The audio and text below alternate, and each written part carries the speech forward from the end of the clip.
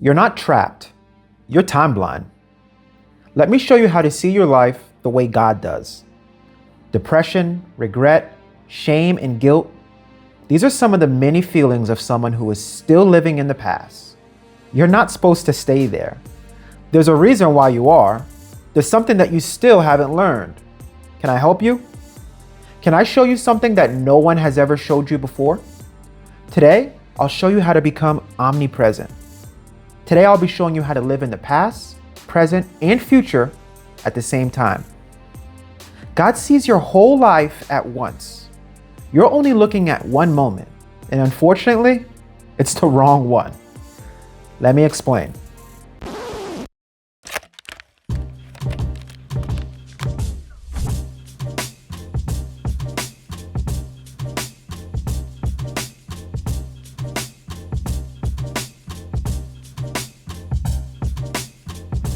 My name's Jordan Joaquim, and I'm a licensed mental health therapist and marriage counselor that has been working in this field for over 10 years.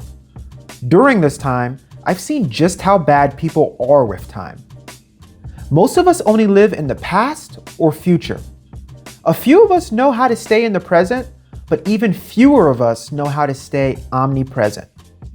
Are you familiar with that term, omnipresent? The most common definition is the ability to be everywhere at once. But that's only half true. Being omnipresent is also being every when at once. Up until today, you thought only God could do this. I guess you forgot about literally the first chapter of the good book. Genesis chapter 1 verse 27 says, "So God created man in his own image." Or Ephesians 5 verse 1 says, "Be imitators of God." We all want to love like God and have a heart like God. But what if what was stopping you from doing so was you not knowing how to be present like God? Fear not, I'll show you the way. I'll do this by breaking down time into 3 periods: the past, present, and future. Within each period, we'll learn why people get stuck in them, what's the purpose of that period, and how to be omnipresent within it. Let's start where it all began, in the past. If you're stuck in the past, don't be so hard on yourself. This is the easiest time frame to get stuck in. People get stuck in the past for a couple reasons. The past is familiar. Even if your past is painful, it's the pain you know. In the present, you have to make new decisions, choices, and take on new responsibilities. The past doesn't require anything from you. So even if your past was hard, it still feels more comfortable. Familiarity feels safer than uncertainty. Unresolved pain is unfinished business. If you don't process or resolve hurt, failure, or loss, the mind will keep returning to it. The mind wants to finish the story. The good news is that you're a problem solver. The bad news is you aren't solving your problem. Your identity frozen. This is a big one for us men. Maybe you peaked in high school or failed in your 20s. Maybe you were hurt as a child or have shame from a previous relationship. Things like this can make your identity get stuck in that time period. Physically, you're 35, but internally, you're still 17. And to sum it up, you don't trust you. Here's a quiet truth most men won't say out loud. Most men don't believe they can grow, lead, or change. It's horrible because belief is the first step to accomplish any of these. So without that, they're right. And it hurts because these are the traits that are expected from a man. Growth takes time, and when you refuse to grow but choose to remain the same, you are deciding to stay stuck in the past. People live in the past because their internal identity hasn't updated to match their current reality.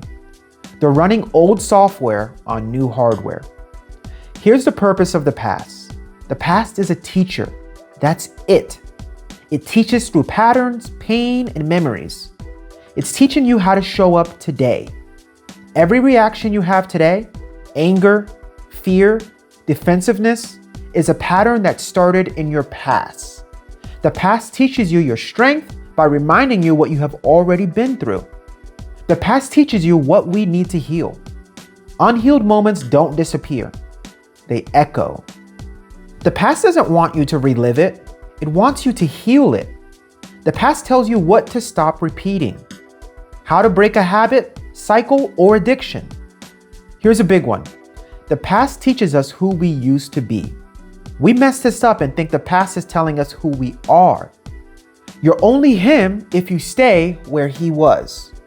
If you become omnipresent, you can no longer be him. You will be your best and completed self. But we'll talk more about that in a bit. Let's jump in arguably the hardest period to live in. Believe it or not, the hardest time period for most people to live in is the present. That may sound crazy if you believe that that's the only place they can actually be. But where have you been the last couple minutes? We just shared how most people live in the past. Here's why people can't present themselves. The present requires hyper-awareness. Most people struggle with the basic sense of awareness. It's why when your wife asks you if you're paying attention to her, you say, "I heard you." It's not enough. Hyper-awareness works when you use more than one sense. Your wife knows you're paying attention when she feels one of your extra senses, connection. If you want to master connecting with your spouse, you need to check out my ebook, How to Love Her Like Christ Loved the Church. It's the first link in the description. The present is the only time period that you visit physically, so it's where your hyper-awareness shines. When you're hyper-aware, you force yourself to be exactly in the time period of which you are currently physically standing. The present has no emergency exits. The past opens the door to nostalgia. The future leads the way to fantasy. But the present is a closed room filled with responsibility. The present is designed this way because it needs your attention. This is the only period where you make all of your decisions, take ownership, and face the truth. This is hard for anyone who's been running. This is hard for anyone who is afraid. Survival on steroids. The mind is wired for survival, but some of us are using thicker wires than others. If your brain is constantly thinking about past threats and future risks, you are in clear and present danger. Presence requires turning off the alarm system, and most people never learned how. The present exposes you. The present will show you if you aren't who you want to be. The present will show you if you aren't proud of yourself. So most men stay busy or distracted so that they can avoid the confrontation, not knowing that it's the first step to going through it. People struggle to live in the present because the present is the only place where you can't hide. The past is memory. The future is imagination. But the present is truth. And truth requires courage. No time period is more important than the other, but the value of the present shouldn't be underestimated. The present has the ability to change your past and future. You may be thinking, how can you change the past? That's impossible. You're half right. While you can't change what has happened in the past, you can change its echoes or lessons it's attempting to teach you. Once you learn from the past, it doesn't disturb your present negatively anymore. It brings on a different emotion. The best part is that now you've created a new past, a past where you've learned and grown from something. You've changed the past from being a reminder of a failing to a reminder of an accomplishment. You've changed your past. The future is good, but it can be better if you make the best of your present circumstance. Your future isn't written in stone. It's written in pencil, and you are the author. What you do today can erase your losses and make them lessons. How you live your life today will determine what you experience tomorrow. You know what? It's time we jump into our last period.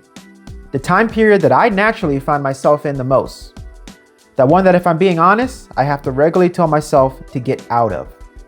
Let's talk about the future. People live in the future for some of the reasons that others live in the past.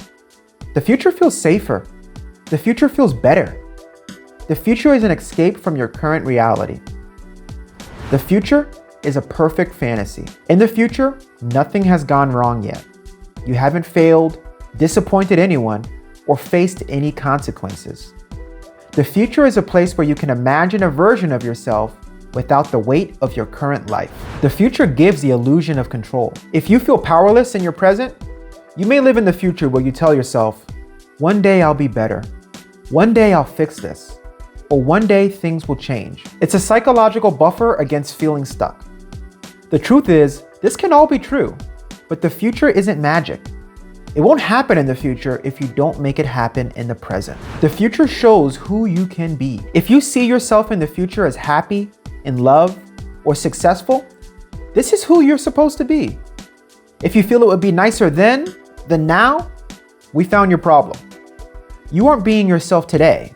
And remember, today controls tomorrow. People stay in the future because the present shows who they currently are, aren't, and have yet to do. The future lets them skip that confrontation and imagine a better version of themselves without doing the work yet. The future is hope's home. Hope is our encourager. Hope is our motivator. Hope says, yes, today was hard work, but tomorrow you'll be paid well. The future tells you to not stop now. Keep moving, and one day you'll receive her. For people who feel hopeless in the present, the future becomes their emotional refuge. It's the only place where they still believe things might get better. People live in the future because the present feels too heavy and the past feels too painful. The future becomes a fantasy, coping mechanism, and a place to hide. This was not the purpose of the future, however. The future's job is to tell you what can be, not what will be. The future doesn't have that power. You do. You decide your future, and that decision is only made today. A healthy man can visit the future for direction, but he doesn't live there. The future is hope's home, not yours. You can visit briefly, but don't stay for too long. If you do, you'll be enjoying someone else's future, but not your own. Now that we understand each time period and its purpose, let's combine them all. Let's imitate God and become omnipresent. Here's an easy way to remember this in your daily life. Remember that each time period has a job. In the past, you're the teacher. In the present, you're the worker. In the future, you're the creative director. The past is teaching you what has worked and what hasn't. The present requires you to get your hands dirty and go to work. The future is encouraging and motivating you to accomplish the vision you have for yourself. Unlike God, we are trapped in our physical bodies. Our physical bodies are, of course, limited by physics.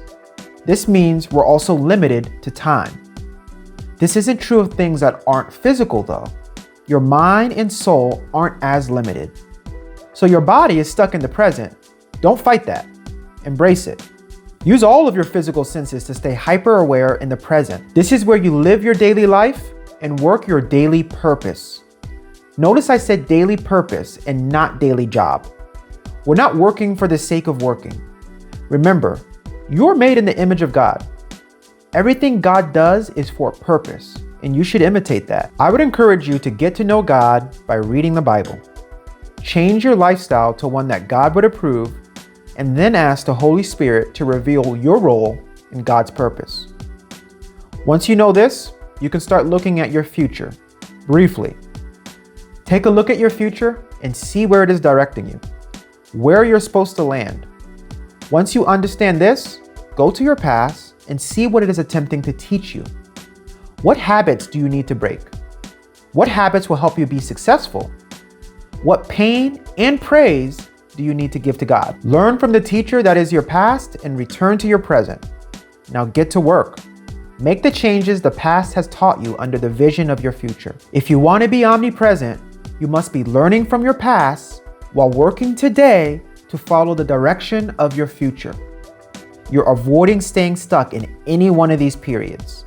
They all must be together. You have to stop thinking them as separate and start thinking of them as one. Time is a trinity of past, present, and future. As God has revealed to us, life is best experienced when you accept the Trinity. If you enjoyed this message or my way of delivering it, do me a favor, give this video a like. If you're wanting to make the most change in your life, then you can't ignore the power of your marriage. Make sure to check out my ebook, How to Love Her Like Christ Loved the Church. It's the first link in the description. If you feel like this video could help someone else, don't be greedy. Sharing is caring. Share this video with them and let them learn something new too. I look forward to catching up with you in the next video coming up now. But until then, God bless you and your family.